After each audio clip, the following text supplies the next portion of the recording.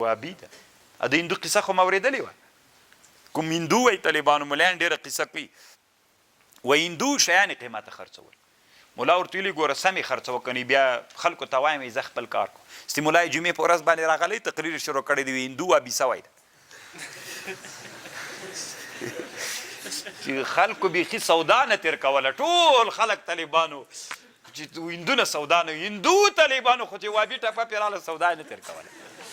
ستین دور ته راغی ملا ته چې د خدای په خاطر باندې بیرته ووایه چې بیرته هغه سوی ده هندو سوی ده طالبانو د ټاپې ډېر کار کوي ګوري ښه علم ډېر مخ ته نه پرېږدي غلي کېنې وي بېچارهګان علما تاسې د افغانستان زه بې نومونه نه یادوم طالبانو د افغانستان هر ولایت کې ډېر ښه علما دي خو په دغه نامه باندې طالبانو چې هغوی غوښتل چې انسانان د سرداب نه راوباسي ټاپې پې ولګولې چې وابي ده دلته هم ټاپه پې ولګوله انه لساحر علیم